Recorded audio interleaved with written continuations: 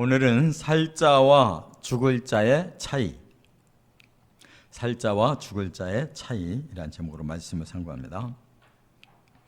지금 요 다니엘서 2장의 그 상황은 다니엘이 어린 소년으로 바벨론의 1차 침략 때에 이제 BC 605년경에 끌려갔습니다. 그래서 지금 다니엘은 바벨론 나라에서 또 우수한 그러한 능력자로 인정을 받고 새 친구와 함께 말하자면 그 나라의 특별한 석학들의 모임에 끼어 있는 거예요. 그런데 연대기 성경을 보면 이 다니엘과 같은 그 시기에 이제 아직 유다의 왕으로 남아있는 사람은 여호야김이라는 사람이에요. 그러니까 18대 왕. 그런데 여호야김은 예레미야가 하나님 말씀을 받아 적어가지고 낭독을 해줄 때 그 선어장 읽으면 뺏어가지고 쪽쪽 찢어서 불태우던 사람이잖아요. 왕의 자리에 있었지만 하나님 말씀을 철저하게 불신하고 하나님 앞에 아주 모욕적인 그런 행동을 했던 사람이 지금 왕으로 있고, 그 왕들 때문에 나라가 엉망이 돼가지고 이렇게 똑똑하고 훌륭한 소년 다니엘과 새 친구는 포로로 끌려가서 그나마 하나님이 지혜 주고 똑똑해지니까 그 나라의 그런 예언이나 이런 것을 잘 분별해서 왕에게 그 지혜를 전해주는 그런 아주 귀한 자리까지 올라갔다 이 말이에요. 근데 왕이 하루는 꿈을 꿨는데 뭔가 심오한 꿈인 것 같은데 깨고 나서 잊어버린 거예요. 그래서 마음이 계속 거기에 몰두가 돼가지고 이거를 모르고는 내가 견딜 수가 없다. 그래서 석학들을 다 불러들여가지고 내가 꿈을 꿨는데 뭔가 중요한 꿈인데 잊어버렸다는 거예요. 당신들은 똑똑한 사람이고 아주 대단한 능력이 있으니까 알 수가 있지 않냐. 내가 무슨 꿈을 꿨으며 그 꿈의 해석이 뭔지를 알려내라는 거예요. 근데 어떻게 압니까? 그래서 지금 신하들이 다 하는 소리가 신이 아는, 신이라면 알지만 그 이외에 사람이라면 알 자가 아무도 없습니다. 그러니까 다 죽이려는 거예요. 그 다니엘은 정말로 그 구사일생으로 그래도 죽지 않고 바벨론까지 끌려갔다가 거기서 하나님의 은혜로 그만큼까지 지금 키워지고 있는데 죽을 판이에요. 그래서 다니엘이 훌륭했던 점이 뭐였어요? 1장에서도 나 왕의 진미 안 먹습니다. 나는 오직 하나님의 진리대로만 살기로 결심한 사람이기 때문에 우상에게 바쳤던 거 아무리 왕이 내리는 하사품이라 할지라도 안 먹는다. 그 믿음이 이겨가지고 여기까지 왔는데 이제는 꼼짝없이 죽을 판인 거예요. 그때 다니엘은 다시 한번 하나님께 매달려 기도합니다. 다 죽게 생겼습니다. 하나님이 가르쳐 주셔야 우리가 다 살아납니다. 그래서 그는 결국 사는 자가 된 거예요. 이 꿈을 푸는 바람에 그가 바벨론의 일약 총리가 돼버렸고 평생을 그렇게 훌륭한 일들을 하다가 나라가 페르시아에게 망해버려요. 그때 페르시아의 고레스 첫 번 왕이 그때까지도 다니엘을 또 총리로 썼었단 말이에요.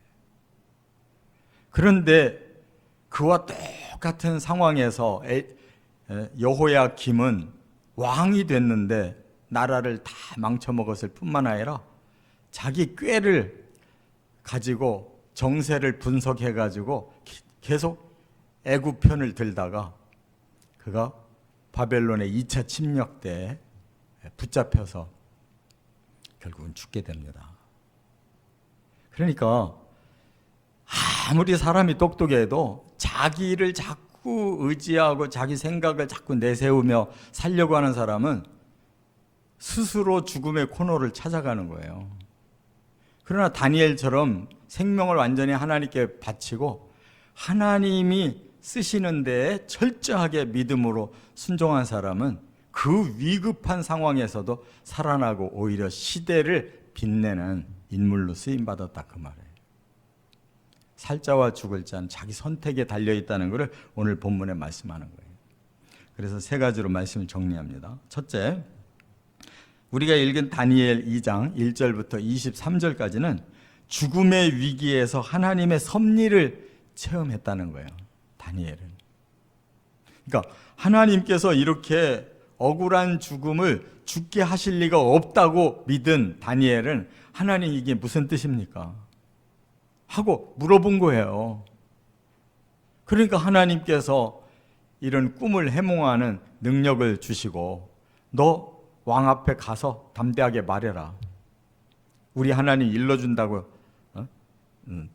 일러주실 거를 난 믿기 때문에 내가 그 뜻을 깨달은 다음에 와서 왕에게 무슨 꿈을 꾸셨는지 그 해석이 무엇인지 알려드리겠습니다라고 하라는 거예요. 아직 하나님의 그 계시를 받지도 않은 상태에서 기도하다가 믿음의 담력이 생기니까 왕을 찾아가서 담대하게 말한 것입니다. 세상의 이론으로 본다면 말을 함부로 했다가는 자기 말로 자기가 스스로 죽음을 초래하잖아요. 다니엘은 자기 말이 아니에요. 하나님의 응답으로 아직 그 깊은 내용을 받지도 않은 상태로 찾아간 거예요, 왕을. 제가 해결해 드리겠습니다. 그렇게 해놓고 하나님 앞에 다시 와서 그냥 꿇어 엎드린 거예요. 그래서 하나님께서 결국 이렇게 역사를 진행하시는데 이 느부갓네살이라고 하는 바벨론 왕을 기점으로 해서 세계의 역사를 어떻게 끌고 가시려고 하는지를 바로 그 꿈을 통해서 계시를 주신 거예요. 다니엘은 그런 죽음의 위기 속에서 하나님의 힘으로 살아나는 것을 체험하게 하시고 역사를 보여주는 이러한 다니엘의 그런 그 능력을 하나님 사용하시고 이게 하나님 섭리라는 것입니다. 죽을 자를 살려서 쓰신 하나님. 할렐루야. 우리의 생각을 내려놔도 우리가 세상에서 쓸모없는 존재 되는 거 아니에요. 우리 자아 내려놓으면 오히려 하나님이 그때부터 쓰시는 거라고. 그렇기 때문에 인간적인 꾀로 자꾸 이런저런 생각을 할 필요가 없어요. 다 내려놔도 하나님이 필요하면 오히려 더 위대한 일을 시킨다는 것을 우리가 깨달아야 된다, 그 말이에요. 그래서 다니엘이 결국은 기도 속에서 하나님이 그 꿈을 알려주고 또 그 해석까지 알려주셨는데 그것은 역사의 진행이에요. 신상을 보여주셨는데 그 신상의 머리와 가슴과 배와 다리가 다 그 금과 은과 동과 철로 된 신상을 보여주셨는데 그게 미래의 역사란 말이에요.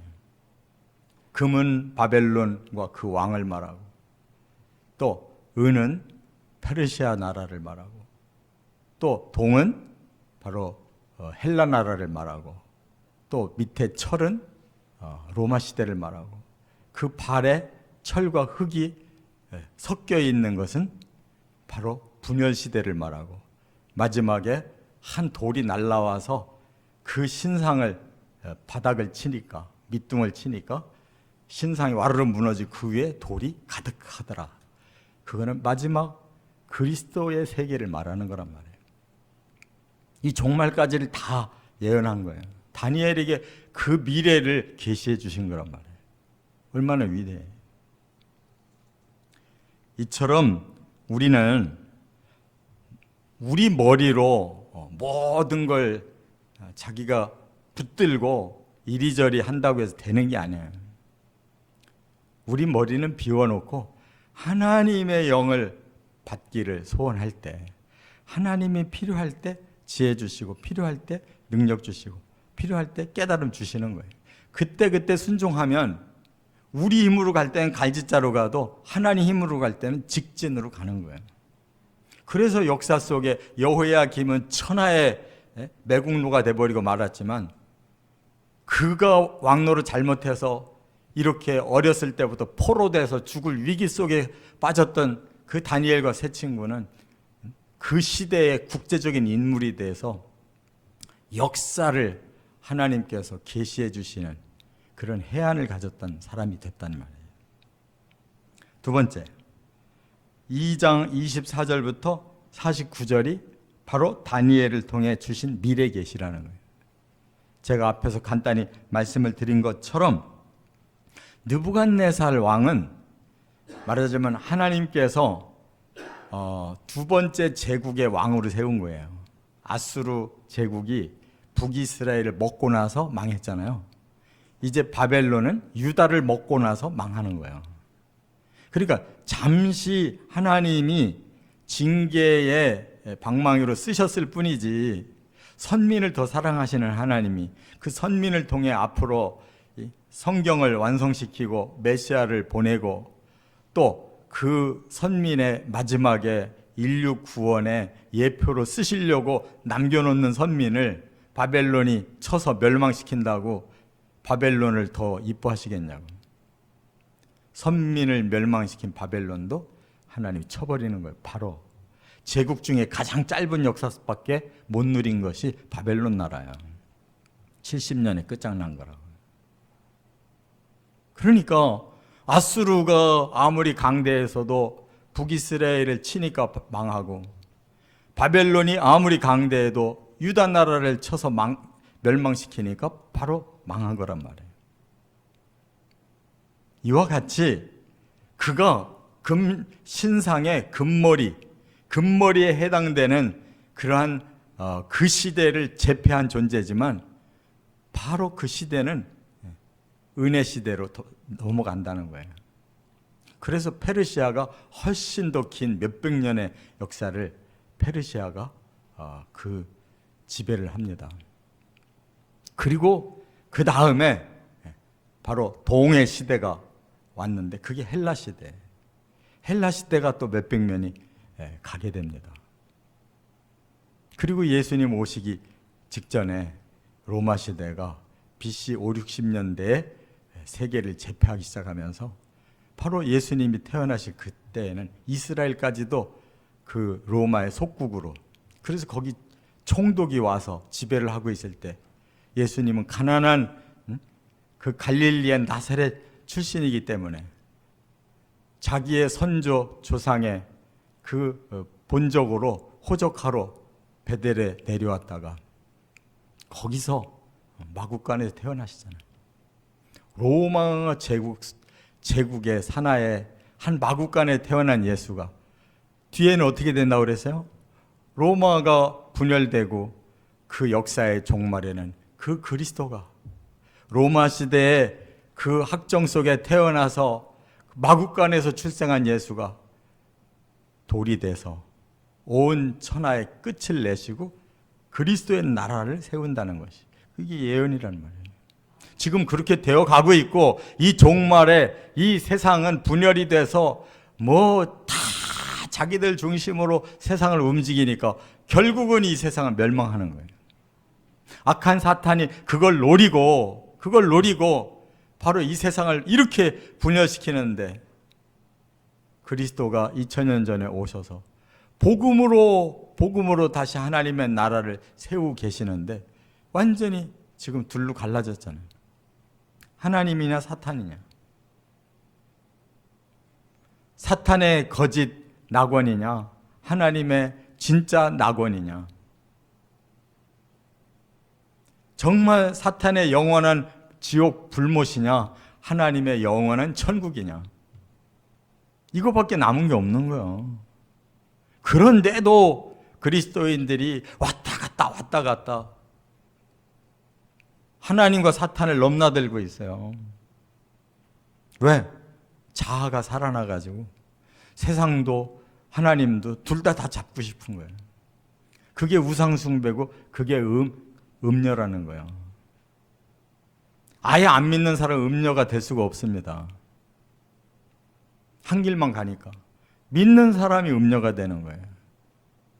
하나님한테 붙었다. 세상에 붙었다. 그것을 하나님이 가장 미워하시는 거예요.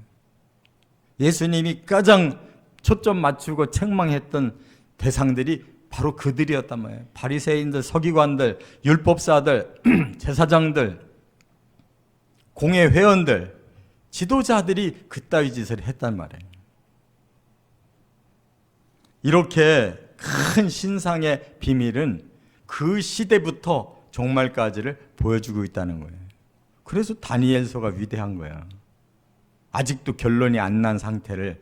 그래서 그 후에 계속 다니엘이 계속 계시를 받잖아요. 그래서 70년 예언이 다니엘서, 그 다니엘이 예레미야 25장에서 깨닫고, 그래서 이제 유다가 다시 돌아가겠구나라는 걸 알고 계속 하나님 앞에 질문을 하다가 그렇게 많은 여러 가지 계시를 받은 거예요. 내가 너에게 앞일을 얘기해 주겠다 하고 주신 것이 여러 가지 70일에도 주시고 또 내 짐승의 그 세계를 또 계시로 보여주셔서 앞으로 미래가 이렇게 펼치, 종말의 세계를 보여주셔서 또 짐승의 세계가 이렇게 나타날 거다. 수없이 많은 이런 계시가 다니엘서에. 그래서 다니엘서는 구약의 계시록이란 말이에요. 끝으로 세 번째, 자 여기에 반해서 지금 연대기서에 나오는, 여기에서 다니엘서 2장을 해놓고 한 페이지가 넘어가면은 연대기는 바로 열왕기하 24장을 소개하고 있어요. 거기에 주인공이 누구냐? 자신의 꾀로 살아보려다가 죽은 여호야김 왕을 거기서 바로 얘기하고 있다고. 지금 같은 시기에 다니엘은 바벨론에 쫓겨가서 죽다 살아나면서 오히려 세계의 미래를 지금 계시받고 있는데, 여호야김은 왕이랍시고 앉아가지고, 그가 왕이 된 이유는 바로 앞에 여호아하스 왕이 애굽의 왕이 세운 거예요. 요시야가 죽으니까 여호아하스를 이제 왕으로 세웠는데, 애굽의 왕이 내려가다가 바벨론하고 싸우고 내려가다가 여호아하스를 끌고 가서 애굽에 가서 죽여요. 그리고는 여호야김을 왕으로 세워놓은 거예요. 그러니까 여호야김은 자기가 애굽의 왕이 세워졌다고 생각을 해가지고, 나는 계속 애굽에다가 계속 잘 보여야 내가 왕 노릇 하겠구나 이렇게 생각하니까, 예레미야가 그렇게 말려도 오히려 바벨론이 앞으로 지배합니다라는 걸 말해도 그렇게 하나님 말씀 쪽쪽 찢어서 불태우고 예레미야를 감옥에다 집어넣고 죽이려고 하다가 결국은 자기가 먼저 죽게 되는 거예요. 그래서 두 번째, BC 597년에 바벨론이 이제는 애굽을 먹었기 때문에 유다를 먹으려고 두 번째 침략하잖아요. 그때 여호야김은 죽는단 말이에요. 왜? 바벨론을 배신하고 애굽과 친화 정책을 하니까. 그런 왕을 살려주겠어요? 근데 여호야김은 아주 비참하게 바로 죽게 된단 말이에요. 그리고 또 2차에 또 에스겔 같은 사람들, 또 에스라 같은 사람들을 2차로 또 포로로 끌고 가요. 여호야김 왕이 11년 다스렸는데 한 일은 뭐냐? 선지자를, 하나님 말씀을 그렇게 모욕하고 선지자를 죽이려고 감옥에 보내고 결국은 바벨론을 끌어들이게 돼가지고 자기도 죽고 많은 2차 포로를 가게 만들고. 사람은요, 영이 죽어있기 때문에 이 영을 살려서 하나님의 그 뜻을 깨닫고 그 진리에 나를 순종시키기만 하면 하나님이 열어주시는 거예요, 길을. 근데 자꾸 영을 닫아버리고 내 이성을 발단시켜서 똑똑해져가지고 내가 세상 길을 열어가야 되겠다라고 생각하는 사람들은 그때는 그게 맞는 것 같은데 다 사탄에게 속는 길을 가는 거예요. 하면 족족 계속 실패를 하는 이유가 왜 그러냐? 자기 머리로 살으려고 하니까 안 되는 거예요. 그래서 여호야김이 죽고 그 아들, 유일하게 그 아들 한 사람만 왕이 돼요. 여호야긴. 그가 3개월 만에 바벨론이 끌고 가요. 느부갓네살 왕이 바벨론으로 그 여호야긴 왕이 3개월 했는데 끌고 갔다고. 평생 그는 바벨론에서 살다가 죽어요. 나라도 망쳐먹고 자식도 망쳐먹고 수없는 백성들도 그렇게 포로로 1차, 2차 다 끌려가서 그렇게 고난받게 한 여호야김은 자기까지도 그렇게 비참하게 죽고 말았다는 거예요. 이것이 연대기 성경에 보면 한 장 차이, 한 장 차이. 똑같은 상황에서 다니엘 같이 위기 속에서도 살아나서 역사의 인물이 되는가 하면 왕 노릇하는 그 권세를 잘못 부려가지고 그렇게 모두를 개죽음하게 만드는 이런 왕도 있다는 거예요.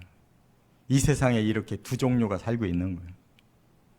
저와 여러분들의 자아를 내려놓으시고 하나님께 영을 열어서 하나님이 가르쳐 주시는 길로 일평생 순종해 나가시기를 주의 이름으로 축원합니다.